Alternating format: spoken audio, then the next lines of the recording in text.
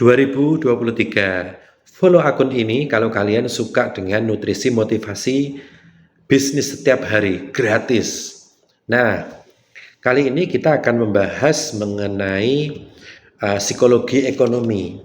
Jadi, ekonomi ini tidak hanya soal rasional, tapi juga tentang irasional. Nah, ini sebenarnya ekonomi yang irasional ini sudah cukup menjadi perhatian para pakar ketika dunia itu sedang masuk ke era digital.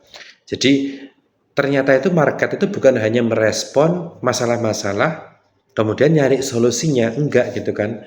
Enggak seperti itu juga. Tapi ekonomi itu juga dia banyak terjadi, transaksi banyak terjadi dari hal-hal yang enggak rasional gitu kan. Ibaratnya jane enggak butuh tapi terjadi transaksi, terjadi sales gitu kan. Jane enggak perlu tapi malah dibeli. Nah, ibaratnya gitu. Jadi ini kan irasional. Jadi loh, kok terjadi ya dalam ekonomi terjadi ya bukan hanya di negara kita, tapi di seluruh dunia itu juga terjadi. Karena apa? Karena ini kan era transisi, era banyak distraksi. Era di mana dulu itu informasi itu relatif ya nggak terlalu semasif sekarang ya. Sekarang itu kan sangat masif sehingga banyak distraksi. Kita misalnya punya daya beli, terus kita merasa ada uang, terus belum tahu mau beli apa, gabut gitu kan, ada yang nawarin ya wes tuku gitu, padahal ya produknya itu nggak menyelesaikan masalah kita apapun gitu kan. Nah, ini yang disebut irasional transaksi atau masuk ke dalam pembahasan psikologi ekonomi.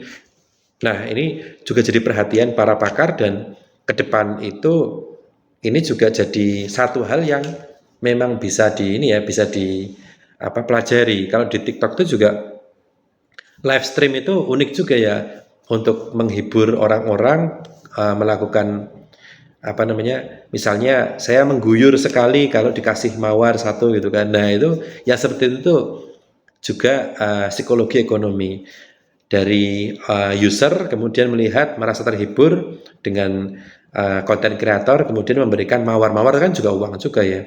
Satu mawar itu kalau nggak salah Rp240 apa ya.